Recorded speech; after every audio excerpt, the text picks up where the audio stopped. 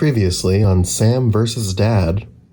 Whose name is Tim Wright, but I know him as my dad. Dad, hello. Hello. How are you? I'm pretty good, man. I go home, I get some rest, I get changed, showered, and whatnot, bring back some stuff for your mom. And, oh, by the way, he's going to be named Samuel James. What? Okay, where'd that come from? Most of the people around there were Browns fans. If they were Steelers fans, they were dropped on their head. So. I was gonna say, so inexplicably, two of your brothers are Steelers fans, and then three. Yeah, that's right, three of them, and then inexplicably, Uncle Kevin was a Cowboys fan. Yeah, I don't know about that.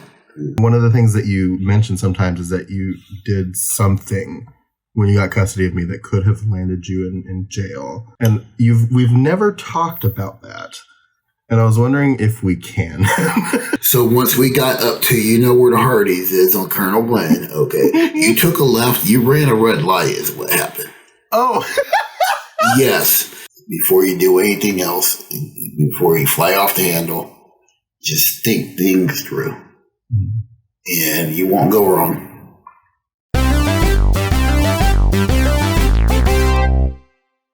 I want to ask you questions about you now, and I want to talk about you. So we talked about me and you and me enough. We get it. I'm great. Let's talk about you. Right. So if you could go back to and this could be I know this is very specific, but so this could be kind of more nebulous if you want it to be. But if you could go back to one point in your childhood just to relive it, where would you go back to? There's so many because there's so many different points because I had a wonderful childhood. Okay, I really did, especially with 5 brothers and nobody, we all got along. So, if I could go back to one point in my childhood, it would probably be when we were living out on Seraph Road, Springview, Seraph Road, when we were living out in there. And I think that was about, at that point, probably about maybe a couple years before we moved away, would probably be the point I would like to go to. We were all still relatively young at that point. And like I said, we did things in our childhood. We didn't have video games, well, we had Pong maybe at that point, but yeah, we didn't have video games and all these different TV channels and everything else. We went outside, we played, football, not flag football, we played tackle football without pads. Without pads. Okay. Trying to kill each other. Yeah, basically. Yeah, we did that. We had, mini bikes. If you're familiar with what mini bikes are, right? Those were like they're these small bikes, not street legal bikes. Okay. Yeah. Okay. With wide tires and basically lawnmower engines is what, Briggs and Stratton engines. Okay. Oh, yeah. Okay. You crank them up. Yeah. In those days, they were fast. Okay. Yeah, they zip a lot. Yeah, I know it's fast now. Okay. So we had those, and we had this big, huge. We had a lot of acres where we lived at out there because my grandma actually owned that property, and we lived there for years, right? So we had acreage. It went back for maybe about 1-2 miles back, maybe. That's how far it went. And so we would run our mini bikes. Establish a perimeter. Yeah, we established a perimeter. We run our mini bikes and even our bikes, and we built ramps and everything else. And we had this old garage. In behind the house, and we would, get up on the roof and jump off of it and everything else. We'd jump out of trees, in one instance, we heard ourselves get up and go play. There's one instance where your Uncle Steve was jumping out of a tree trying to impress the neighbor girls, right? And he went, and there was this jagged branch sticking out, tree branch. He went and fell in it.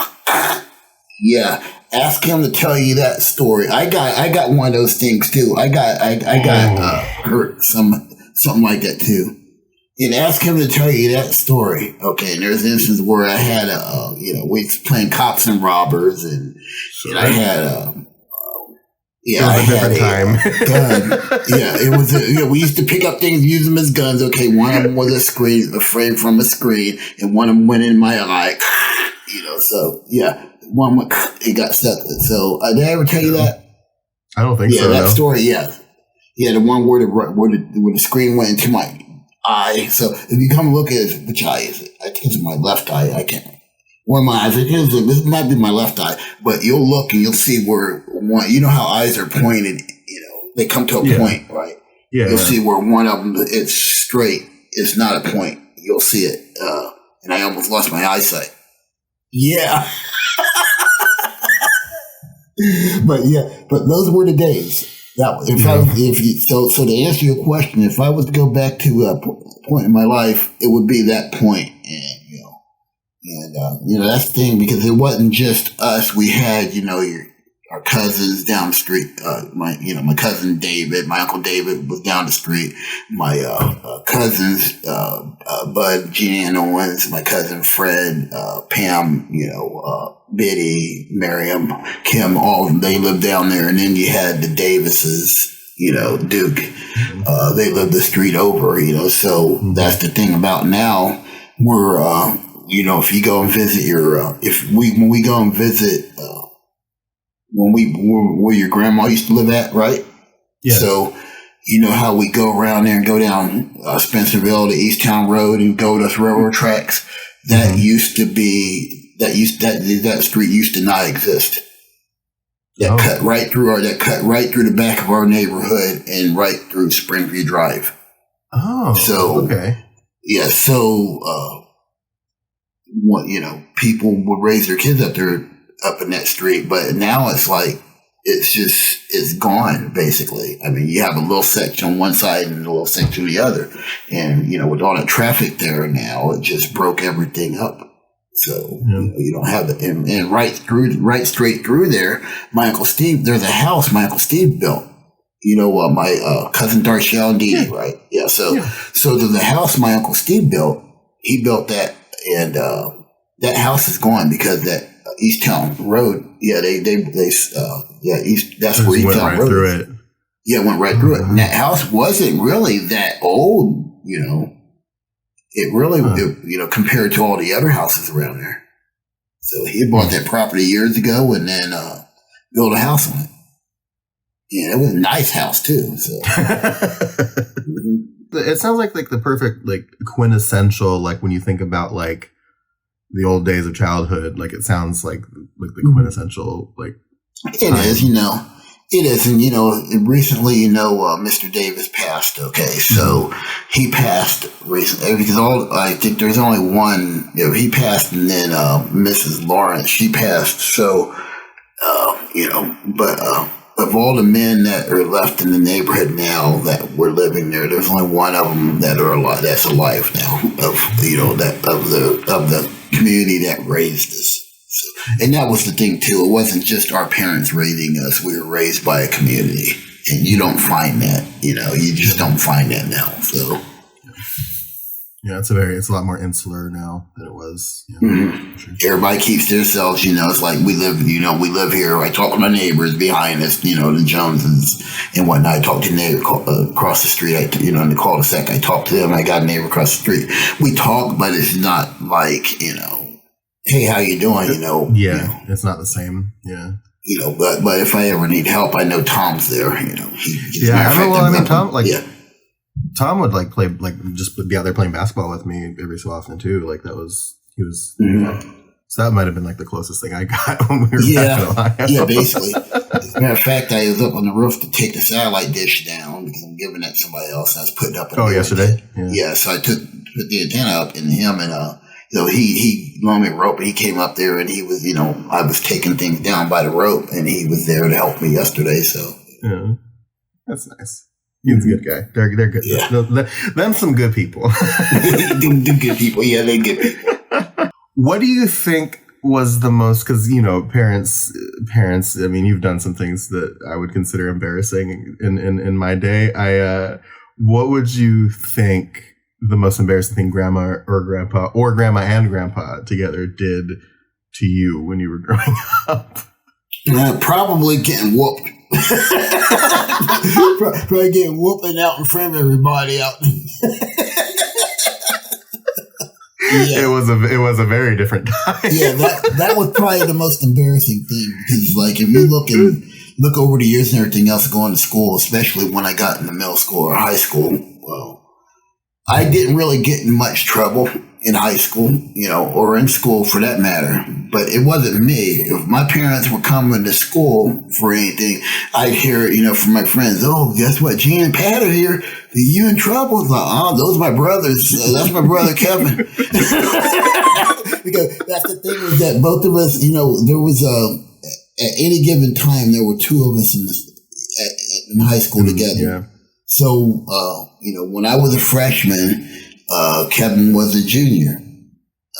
So when I was a sophomore, he was a senior, so I was there. So then when I was a, junior, Uncle Michael was a freshman, and then was a senior, he's a sophomore. So, I think all the trouble went away after, I think, Uncle Kevin graduated. I don't know, because they didn't really have to come to school for us, like I said, friends would say, "Oh, you're Gene and Pat." That's for Kevin. I said, "That wasn't me." You just very confidently say that's for Kevin. Yes. Yeah. That makes a lot of sense. Yeah. So I didn't really. Yeah. So I think between your Uncle Johnny and your Uncle Kevin, I think those were the ones that were probably getting that mom and dad were getting called to school for the most. So, and Uncle Johnny was they were the athletes. Yeah. Okay. Uncle Johnny played basketball. Uncle Kevin played basketball and football. So, draw your own conclusion. So then, speaking of the brothers, then, because you had 5, and you grew up in a household of 6 children. What would you say the most embarrassing thing one of your brothers did to you growing up? Because you say you get along, right? But then there's always going to be some stuff, right? So what would you say the most embarrassing thing one of your brothers did to you? Probably stick my hand in warm water, try and make me pee to bed or something. I don't know. I can't really remember. I can't really think of anything that was that sinister, or embarrassing. Sinister. But I think that was it, or while I was asleep. I remember one instance where we were visiting. I think we were in Dayton. I think it was, and we were down in where were we staying at? It was. I know your my cousin Brian. We were all together somewhere. And we were all of us were staying in one place, and I remember I was asleep, and I guess they tickled my nose and everything else, and I went and tried to scratch my nose, and there was a handful of mayonnaise they put in there. Okay, so to this day, anytime my cousin Brian sees me, he says, "You remember the time when they put mayonnaise in your hand and you slapped on your face?" I said, So that's his thing with me now. So he always reminds me of that. Always. About that incident. It never goes away. It never go away. Right. What would you say was the most difficult thing you went through as a kid? Growing up, we didn't have much money. Okay. With your grandpa was medically retired. He couldn't work. And, grandma, she was stay at home. And, so everything that, we were raised. So grandpa was collecting disability, his retirement pension, and Social Security, Social Security, disability insurance, and whatnot. So, there were times when we didn't have gas in the house. The power was always on. I can remember. Okay, for most part. But there was time when we didn't have gas in the house because our heat was through gas, our cooking was through gas. So it got cut off because the bill couldn't get paid. So there was times when we would, we didn't have showers. We'd have to, we weren't able to shower. We'd have to bathe, through heating up warm water, heating up hot water, putting in the tub and everything else. And one instance that happened too was it was one Christmas we had where we didn't have anything, and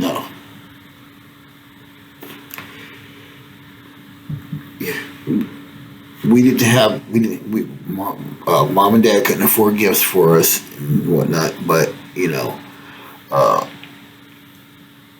so I got a coloring book for Christmas. But you know what? That was the best Christmas that was the best Christmas that I ever had, because it taught me about the meaning. The meaning wasn't about getting gifts, okay? The meaning was about Jesus Christ, okay? So we learned that,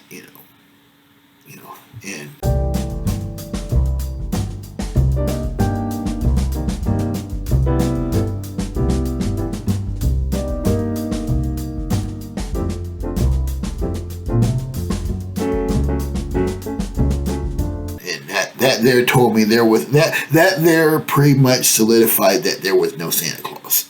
Okay, we knew. Yeah. So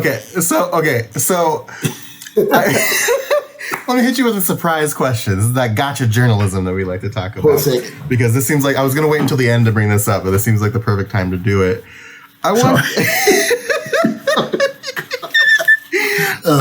have a memory because you know exactly what I'm going to ask you right now.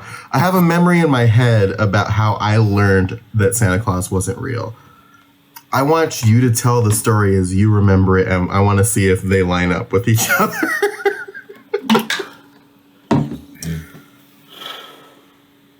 I can't remember. How did we kill Santa Claus? I don't know what the catalyst for it was, like why you said it, but in my head, and I could be, this is my memory of it. I remember you tell me, and it's probably I true. remember you saying the words. I remember you saying the words, "I'll be damned if I let a fat white man get the credit for what I get you," or something like that. It's probably okay.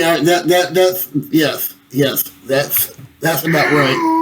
Which, like, that is right. I don't remember that. I don't remember.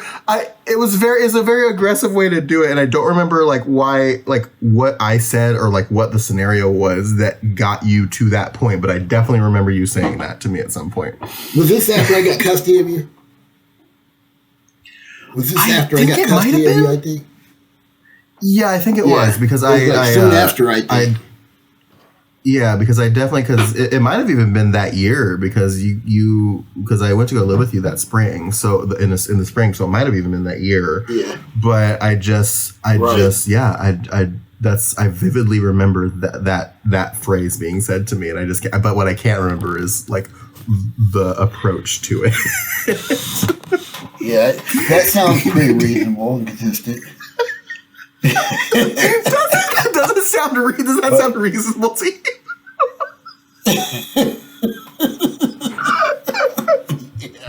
But yeah, so going back to that real quick though, but that was we didn't know where our next meal was coming from, but we got stuff from the community, church, whatever. People just started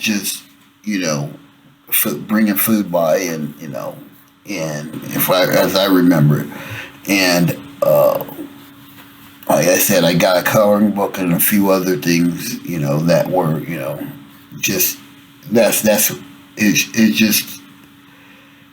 it's more significant to me now. You look back at it and going through that and everything else, but that was the most significant, difficult time, and that helped shape me and shape my thinking. Okay, and I'll mention, and I'm going somewhere with this now. That we're I'm freelancing. Okay, for freelancing. Okay. So remember when you had told a neighbor that you told them, I guess you told somebody you didn't have anything to do or you had nothing to play with at home. This is, and Don't. oh well. Anyway, so what did I do? I got upset. Was this when? What did I Was this do? when? Was this when? Like you took all of my stuff and all I had in my room was my bed. And there was one more thing I left you with too. You had a rock. Yeah, I remember the rock. Yeah, Yeah. yeah. And I said, I want to teach you a lesson. Yeah. I took everything. I remember because I had my N64 at the time, and I remember like having to beg you to go get a game because I had to give it back to one of my friends. Yes, that's right. Yeah. Yeah, I remember that. Yeah. Yeah. Yeah, and I remember the rock. I remember the rock too. Yeah. So, yeah, that back when I grew up, that story shaped me as far as, I never, people, I never will say that I don't have anything. Okay, that I don't have this, that I don't have that. And that's the reason why. Is because, because I got everything. I got everything I ever wanted. As I grew up, I got everything I ever wanted, and I'm extremely happy for it. And I wanted you to realize there's more to life than just stuff. Yeah. Okay, and now you look at it and you start thinking about, oh, okay. So I'm gonna give you a caveat on this one because I know there's an easy answer to this question. So aside from Grandpa, who gave you the best advice when you were growing up? When I was growing up, And what do you think made that advice special to you?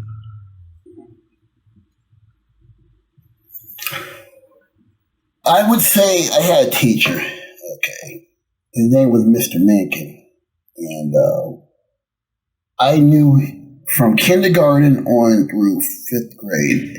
And when I got into kindergarten, especially 1st grade, so I had, your Uncle Kevin and your Uncle Stevie had me in elementary school. So everybody knew me, okay? Everybody knew my brothers, so everybody knew the rights, okay?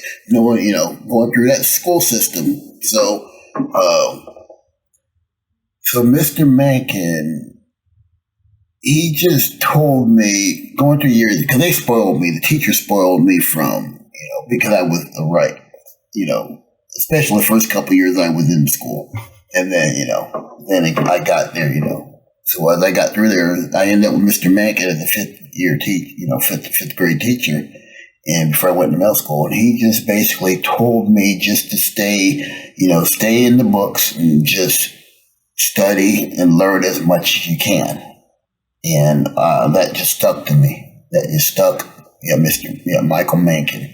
And that stuck to me. And after I saw him through 6th grade, I saw him a few times while I was in middle school, and whatnot, but I lost contact with him over all the years. He passed, he had cancer I think he died probably about 7 years ago or something like that. I think I saw something in the paper about him passing about 7 years ago. But yeah, he would be the one that I would say,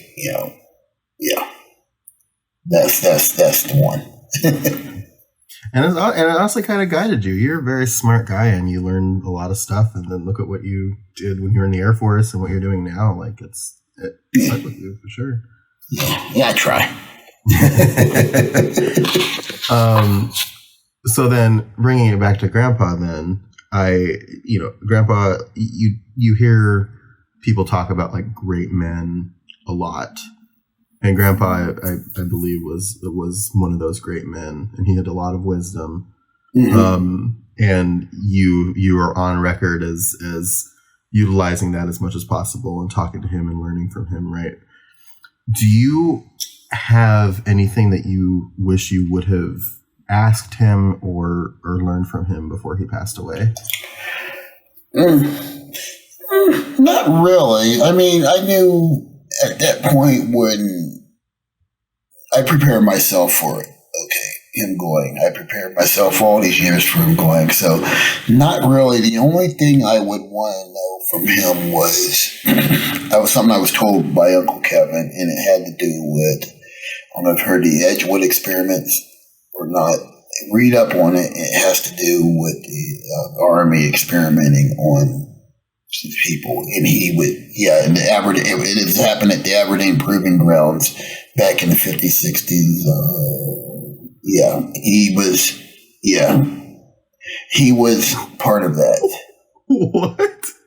Yes, the Edgewood experiments. I didn't know until your Uncle Kevin told me. Your Uncle Kevin told me a couple years before he passed about that, and I didn't know about it. And so I went and got tested for certain things to make sure this didn't get passed down. Yeah. So. Oh my God. I put something on Facebook a couple years back about it, telling people I was going to go. If you want to go down a rabbit hole, go and read up about it. The Edgewood experiments at Aberdeen Proving Grounds. Maybe I'll do a video about it.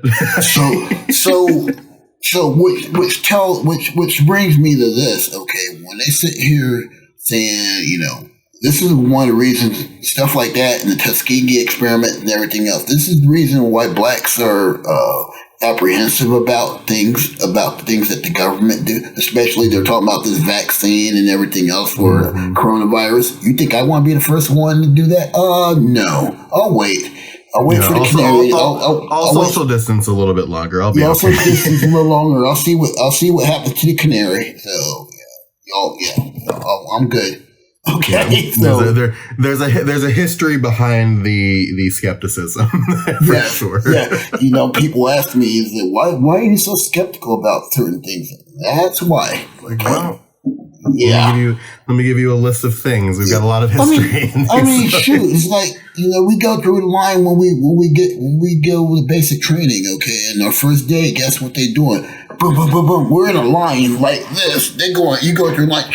They stick you with stuff. Boom, boom, boom. All these vaccines, whether you had it or not, okay, whether you had the vaccine as a child or not, they're sticking with this stuff. So, this is not about being a conspiracy theorist. It's just, the topic of the video has changed. Okay, that would totally, but yeah. I do want to emphasize here though that you are not anti-vax. I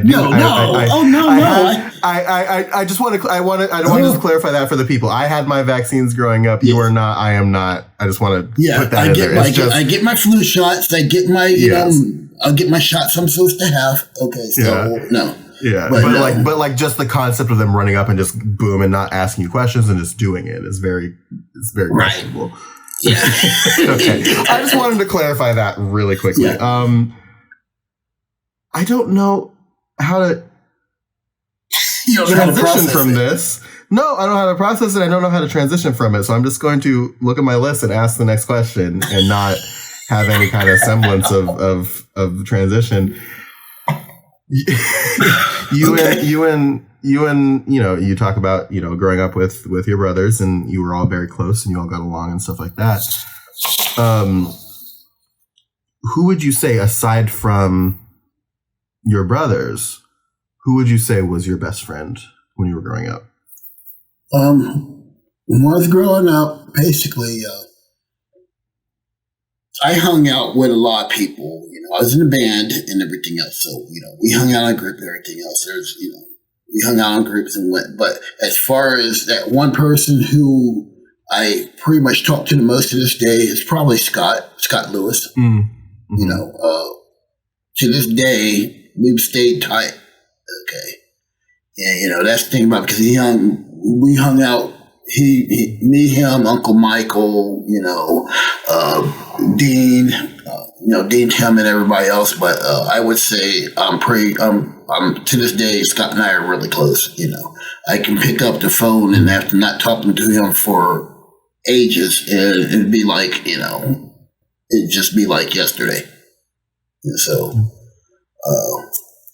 I would say it would be Scott. I think that's a sign of a good friend too. Like you can not talk for a long time, and then when you do, it's just nothing's changed and everything's fine. Yeah. And he was the first person after when everything with George Floyd went down. He was the first person to reach out to me. But yeah, I have a lot of friends, but I have a lot of friends. Okay, but my circle isn't that big. Okay, It really isn't. Yeah. So, yeah, I could say the same thing about myself. Yeah. Yeah. We have friends, but we have a small circle. Yeah. What was your first job, and did you enjoy it?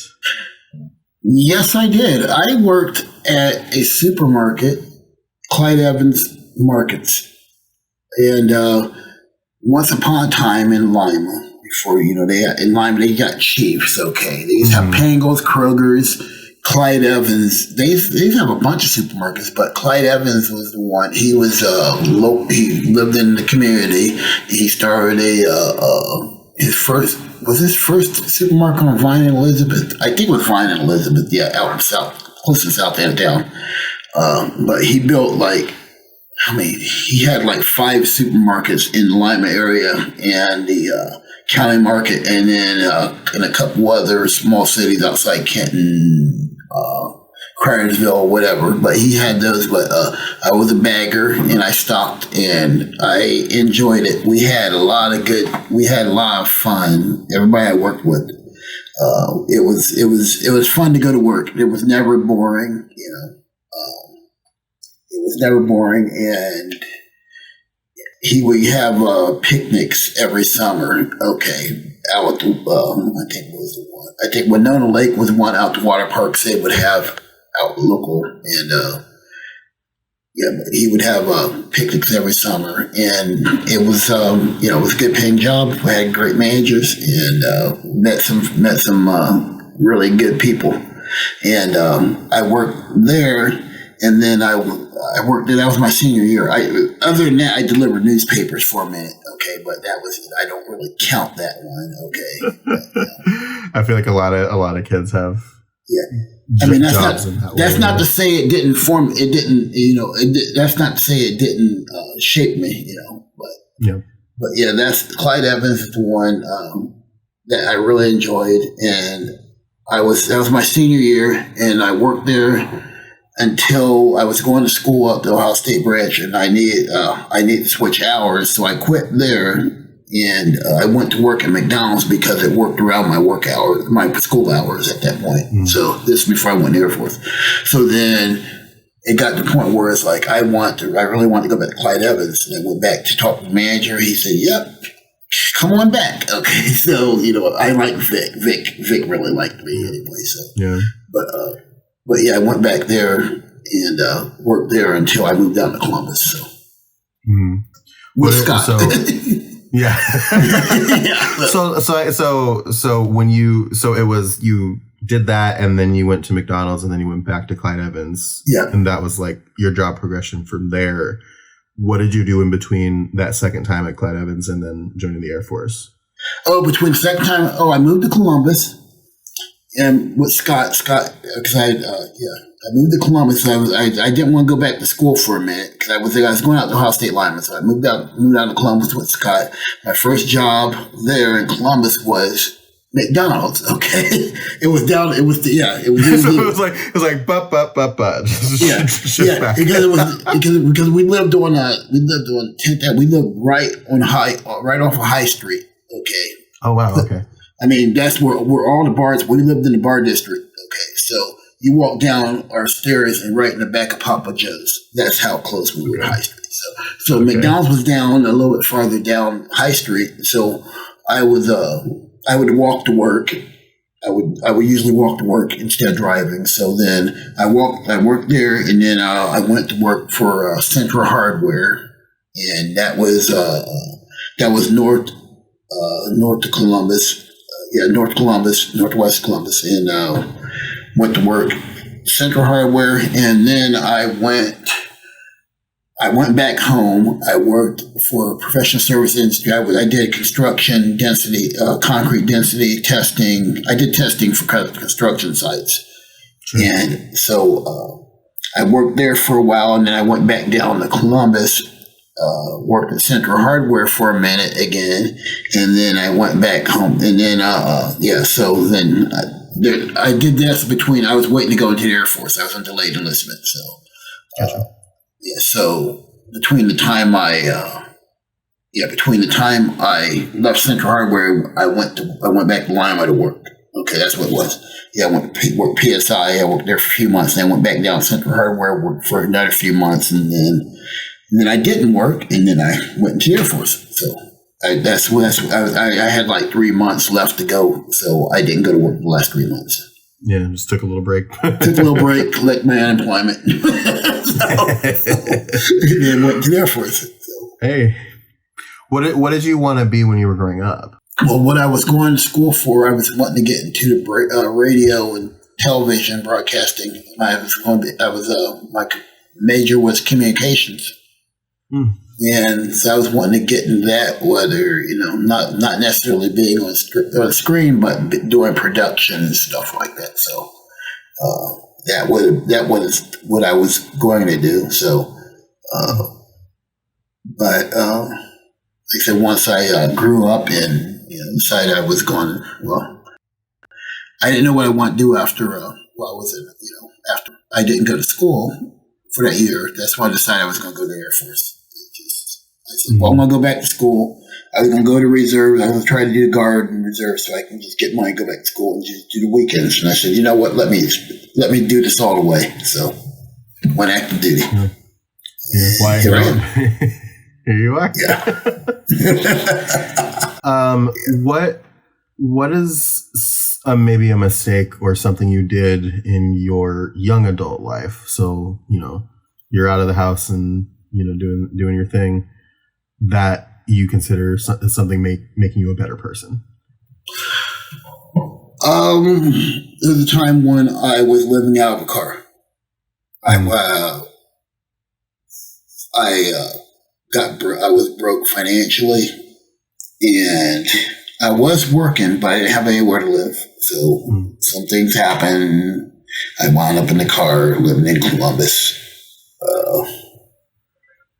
This went on about 2-3 months, I think it was, like almost 3 months. And it made me stronger. It made me realize that I needed to take care of myself better. And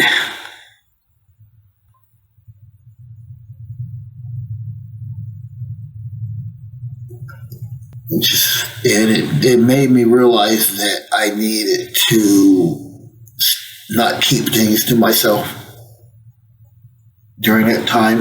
And nobody knew that until, I don't think I told Grandpa about that until probably about a couple years before he passed. And not too many people knew about that. Not too many people know or knew about that until now. So,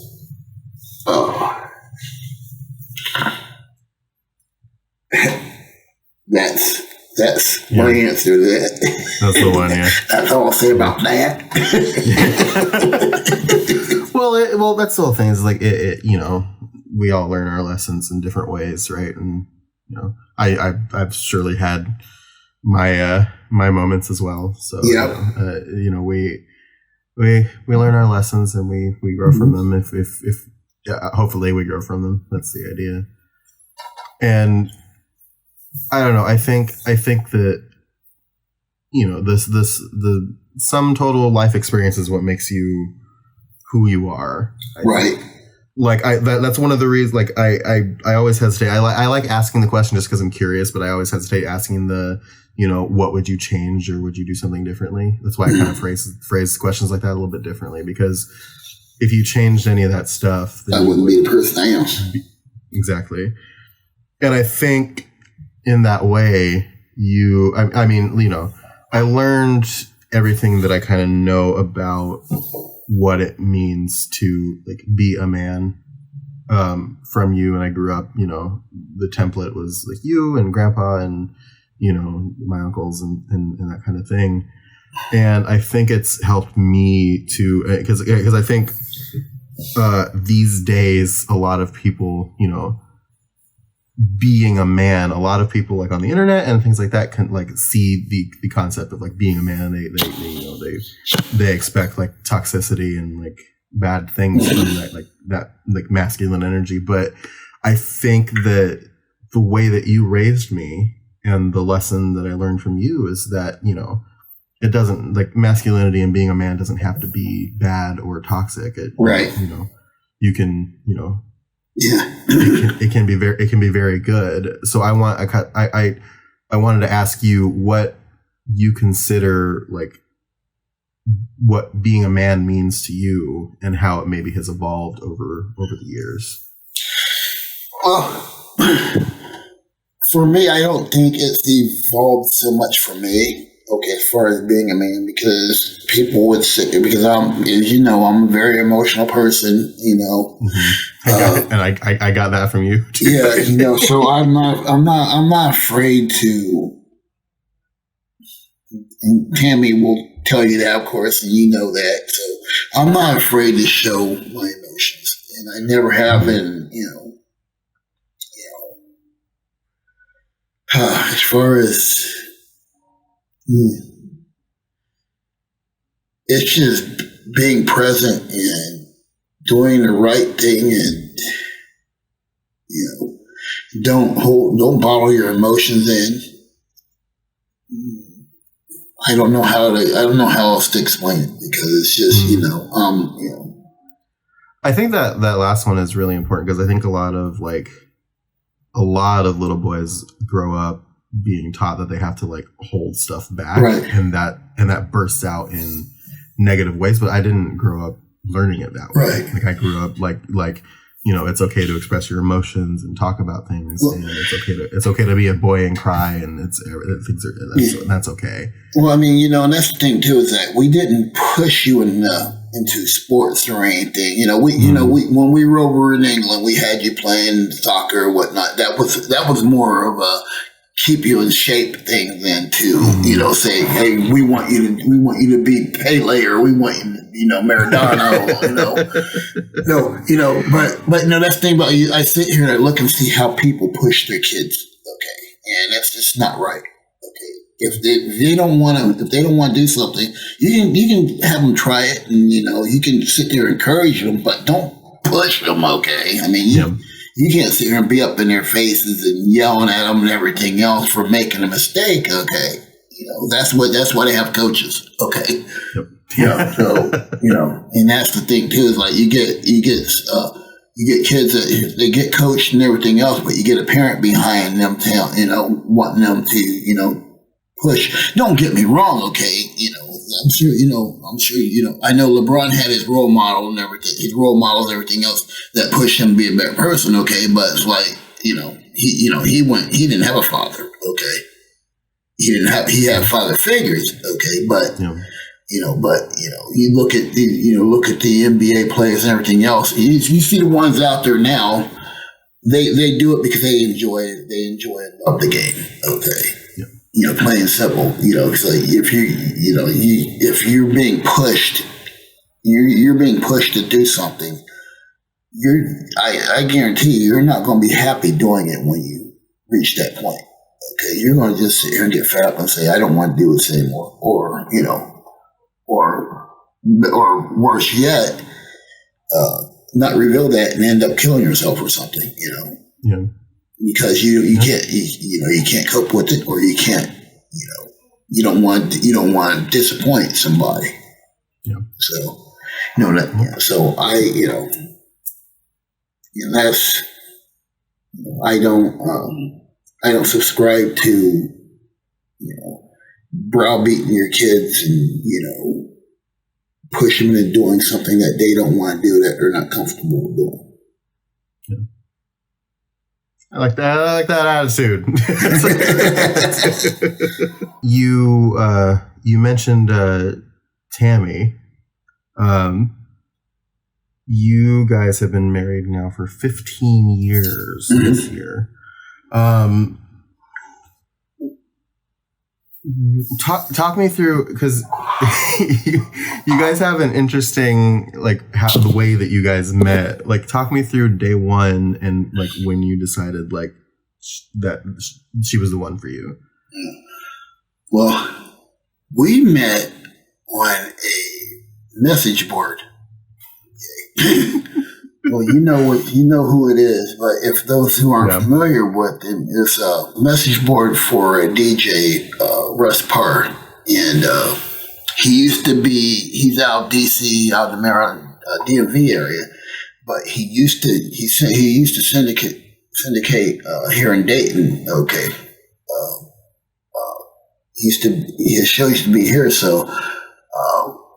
He had a message board. He would tell people, go to the message board, so I start going there and everything. I'd been on there for a while, and one day I can't remember if she reached out to me or not. I think she may have reached out to me. She sent me a message, I guess. So we start talking from there, and I think she when she sees this, she might sit here and say, okay. No. It's actually. No, but anyway, so we start talking and going back and forth and everything else. And we had a lot of things in common. She was saved. She was a Christian, as was I. And we just started talking about a lot of things, and we started dating online. Okay, and calling. We exchanged phone numbers and everything else, and we were calling each other and back and forth. And so a few months after that, she came to meet me in Dayton. So, and it's funny because nobody else knew about that at that time, I don't think. Well, it's one of those things where, if you really think about it, you're telling this story now, and it doesn't sound strange because that's just how people do things now, right? But if you would have however many years ago, because how long were you guys dating before you got engaged and married? Oh goodness, we got engaged in 2004, so we met in 2003. Okay, so it's about a little bit over a year. Yeah, so 16-ish years ago, that was 17. 17. Yeah, that was such a foreign concept back then. So I get why nobody really knew about it, but it doesn't sound like a strange story now. It's oh yeah, okay, that makes sense. Well, what I was saying when it comes to that was that nobody knew when she came to visit. Nobody knew we were dating. I think you knew I was talking to somebody back and forth, right? I think, but where were you at when she came to visit? You may have been up in Lima or something. Might have been, yeah. Yeah, but getting back to that, that, like you said, that's back then it seemed, it doesn't seem like a foreign concept now, but it was. Okay. Yeah. So, so we met and. How did I know she was the one? Like I said, she was, you don't get involved with anybody that you're not evenly yoked with. So that was the issues prior to that. So, but, she was just the one. And yeah, Tammy has been a very, very valuable part of my life too. Because, I mean, and again, because of, a lot of stuff that was going on with me at the time. I don't think I appreciated her as much as I should have initially, because a lot of she could have absolutely just, and then just disregarded, but she took care of me and she treated me like I was her blood and still does to this day. Mm-hmm. And I'm thankful that she's with us in our lives. So, Yep. Amen. what is, in your opinion, an important but underrated skill that you think everybody should know? The people they should know, and some people think about what they should know, but they seem to not want to think about is money management. Mm-hmm. That is very underrated. Okay, because right now, I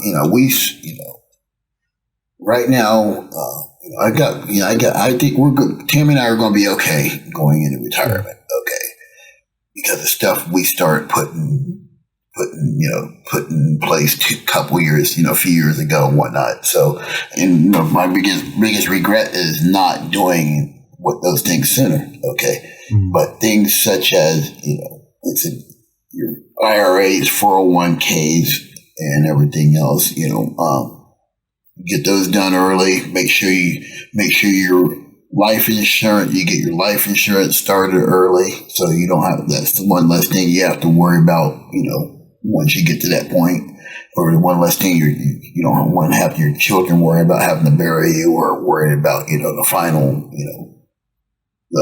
final arrangements and whatnot. But IRAs, buy stocks. Look at the stock market, start learning that more, and picking a few good stocks to dividend stocks, and just cutting out frivolous spending. I'm not saying don't go out and have fun, okay, but there's people that that sit here and just throw all their money into going to have fun, and then later on there's no money. Okay. You had fun blowing it, okay, fine. But when you sit here about 30, 40 years and 45, 50 years, and you can't go and do things, you can't afford to go do things because you didn't prepare yourself, then you have to deal with that. So it's choices. So, but just just money management. That's very. I still consider that very underrated. Here's a perfect example of that. That right now with this payroll tax, okay, with this payroll tax mess that's going on, okay, federally, all the federal employees, they are going to have that taken out starting, I think next paycheck this month, right? And then they're going to be doubling. That's going to be double. They're going to owe double that, double taken out to get that paid back. And for the next 4 months after, for 4 months of the year, okay, it's like people say, well, you can manage. You should put the money back so that you're not worried about it. It's like, that's not the point. Okay. The point is, okay, let's take the Air Force, for example. You have a lot of young airmen, okay, that are out there, and they sit here and, even though you tell them this, put the money back, they say, oh, I got $300 extra in my paycheck. Ooh, okay. Yeah. I'm going to go spend that, okay. Or I got extra money. Okay, it's just a Jedi mind trick to me for, but it's I think young people just in general, because when I first started working back in my early 20s, I was like that. I was like, oh hey, look at this extra like $150. I never questioned where it came from. I was just like, I have extra money. But now it's just like anytime I see a spike in either direction of my paycheck, I'm just like, why is that? What's happening? What'd you do? Yeah. Give me that back. Give me that back, or take that back. I don't want it. It's all very suspicious, and that's another thing I learned from you. I have one final question for you, Father, and that is, how do you want to be remembered? I would like to be remembered like this.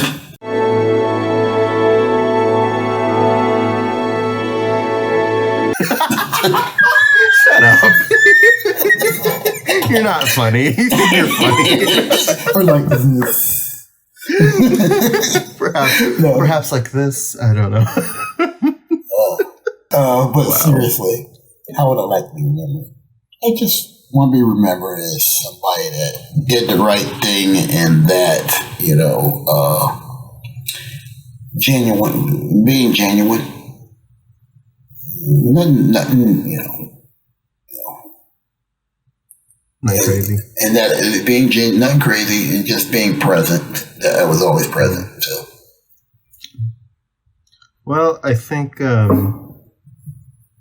don't think you have anything to worry about as far as that goes. So, and that's it. That's all I got. I could talk to you for hours and hours about just stuff, but this is kind of what I came up with. So thank you for agreeing to do this and talking to me and answering the questions that I had. Yeah, I appreciate it.